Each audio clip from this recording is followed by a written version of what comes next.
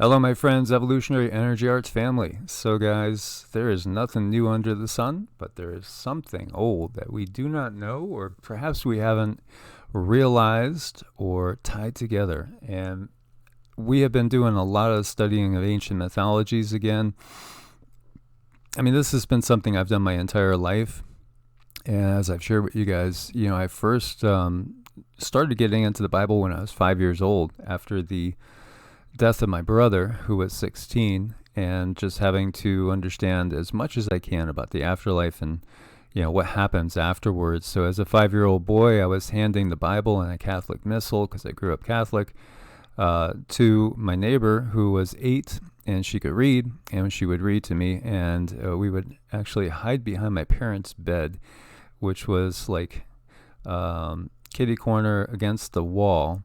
And she would just read to me different passages from the Bible that I would pick out for her to read so I could get a better understanding. And then when I was able to read it on my own, I did, ever since, I was a little kid.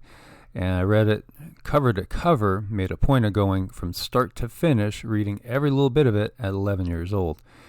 And so I've also studied every other religion I can think of, and of course including the Pseudepigrapha, Nag Hammadi, the Dead Sea Scrolls, all those texts as well. And especially now, as time has gone on, I've gone deeper and deeper into the Eastern traditions, although I did read a lot of the Eastern traditions in my 20s as well.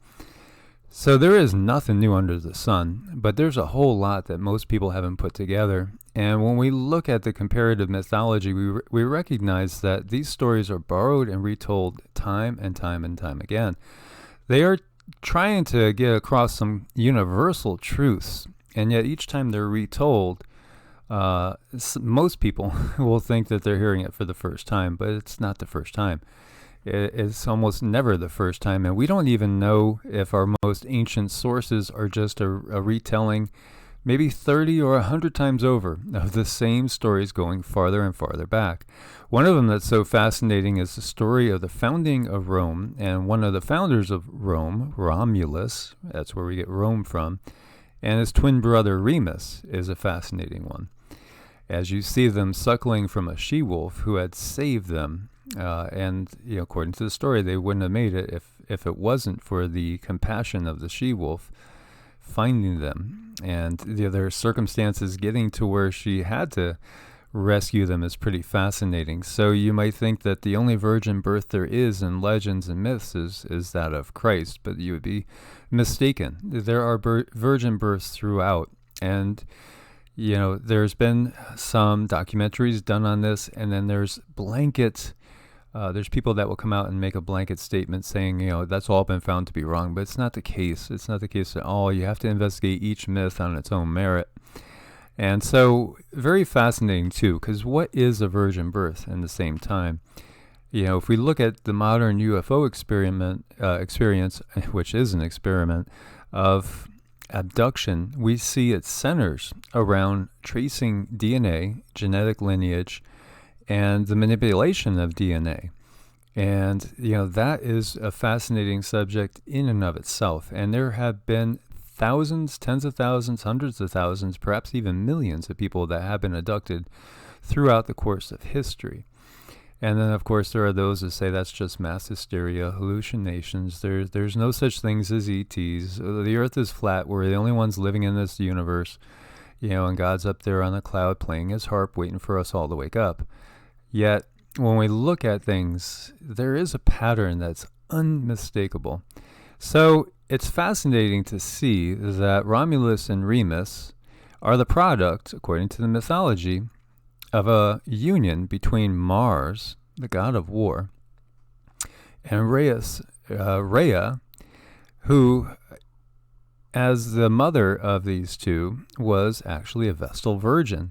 So she was actually sent away to a convent and was thought to be a virgin when she had the impregnation, the visit from Mars. So does that still make it a virgin birth? Well, or was she just covering up because she was having an affair with somebody? All these things, it's up to the It's up to each one of us to make a decision on what we think is true. Where is the myth coming from? What's it trying to tell us? So we see one on the knee and one about to suckle on the breast.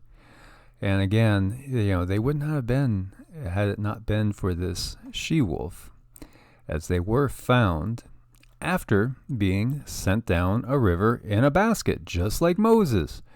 Really, that's pretty interesting, is it not? There's that same story that ties into this. So remember when they found the baby Moses on the Nile after being, cast off? Well, Romulus and Remus were put in a basket and cast off. Thought was they would die. Thought with Moses they would die. Same thing, rescued. Who else? Well, we see, one of the great myths of all time that dates back at least 6,000 BC, at least 8,000 years ago, and it's one of the core myths of ancient Egypt. And so it concerns the gods Seth, Osiris, Isis, and Horus. Seth and Osiris, I should say, were brothers. And they fight. And remember this too, because we're going to see more similarities later on. So they fight. It results in the death of Osiris, who is basically the first of the dying and resurrection gods. And he impregnated his wife Isis beforehand, who gives birth to Horus, who happens to be the falcon-headed god of kingship.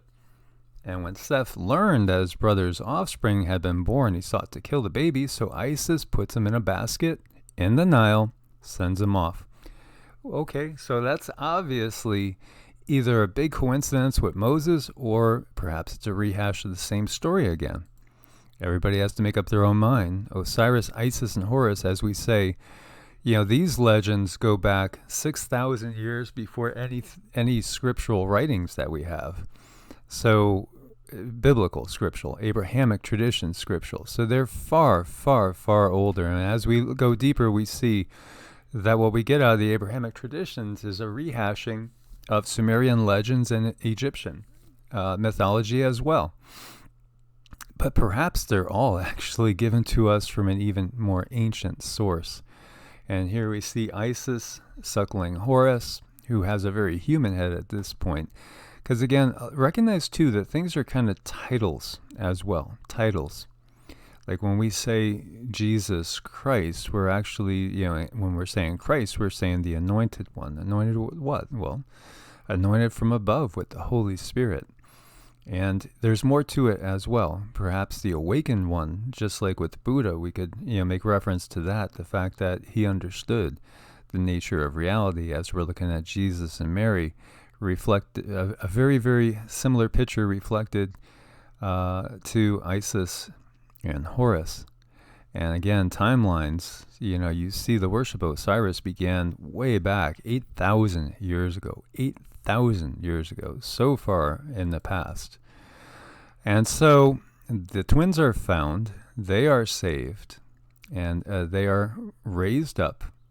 Nobody knows who they are, and they are royal blood, by the way, just like Moses, just like Horus. They're of royal lineage, and in fact, one could say demigods. And they grow up to be exemplary young men that are so good at everything they do. Everything just kind of falls, falls their way time and time again. And they get stronger and more powerful. And they're still unified. And then they start to get the ego kick in. And they look to establish a city, a new city.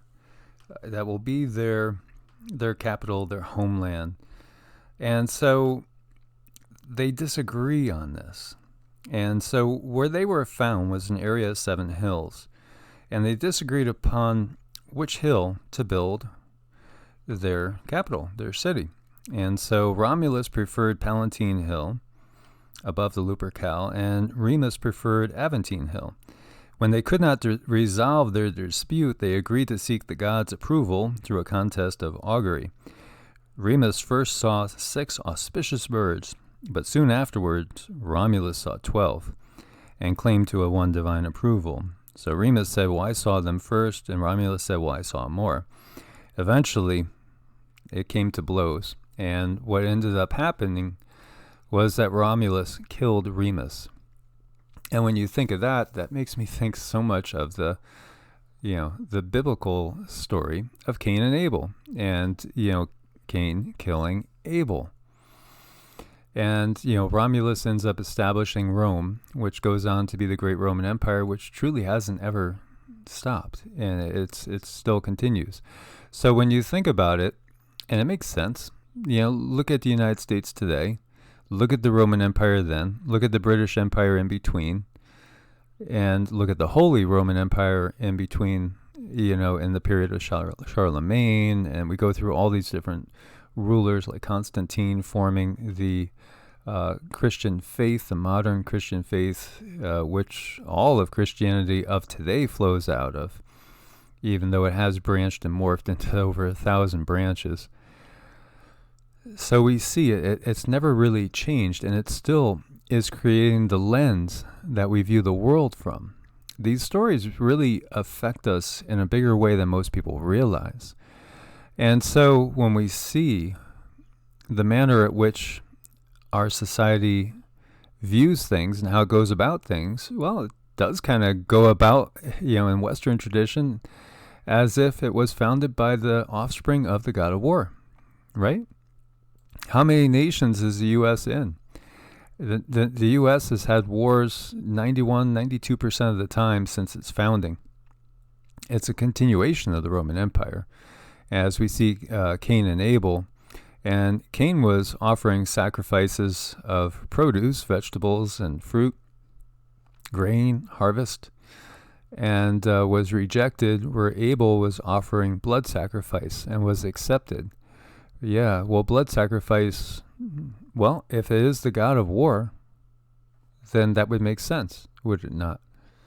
Because war is a blood sacrifice.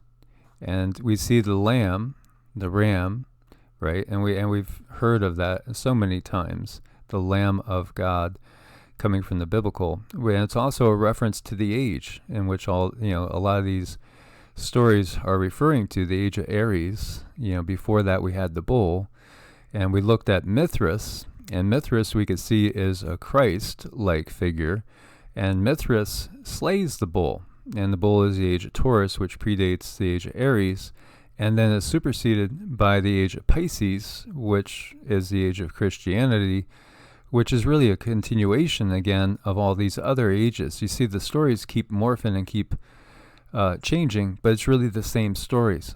And so it's fascinating to see that the symbology changes, but we're given the same power structure. And it's so fascinating to see that the similarities abound again. Romulus and Remus in the basket down the river, Osiris and Isis with their son. Osiris is slain, and Horus is put in the basket down the river Nile. Moses down the river Nile in a basket. Over and over and over these stories go. And, it's just fascinating to see this.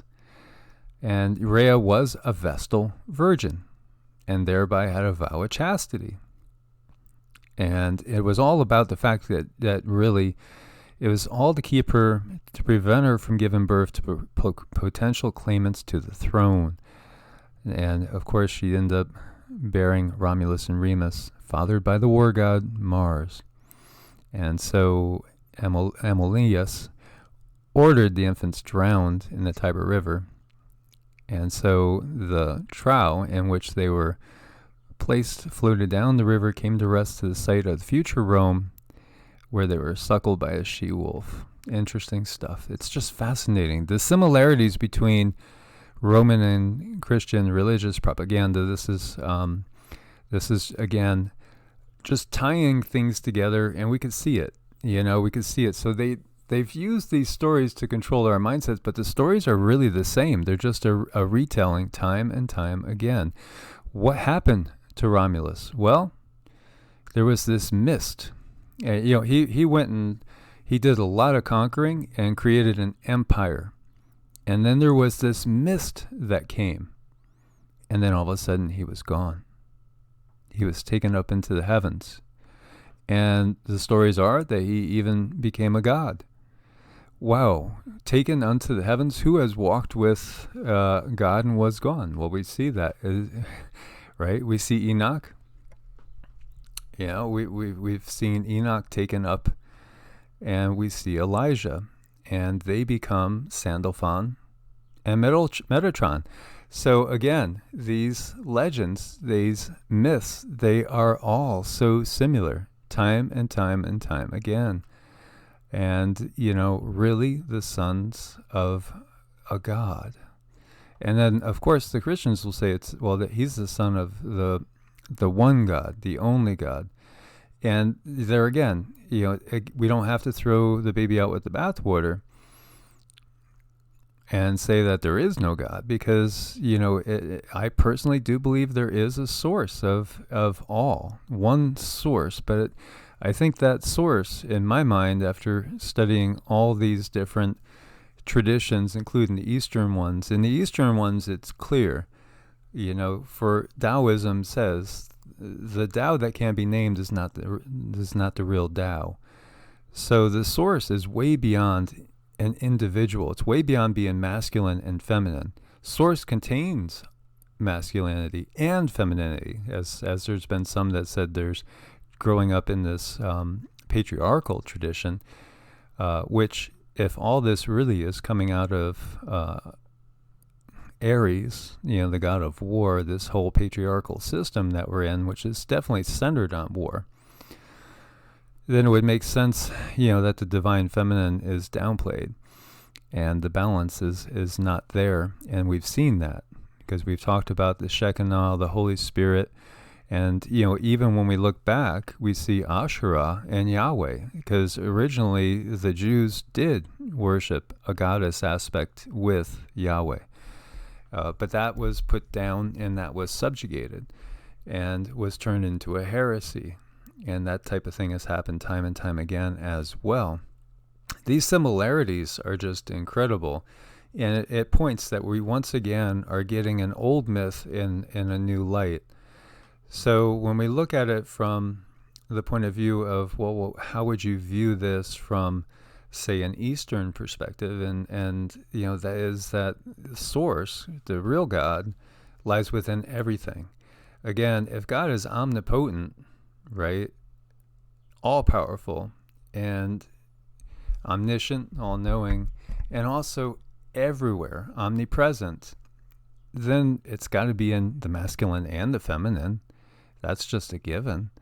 And it's got to be in you, me, and everything that is its creation. And that's just a given. Because if it wasn't, it wouldn't be omniscient, omnipotent, and omnipresent. That's just obvious.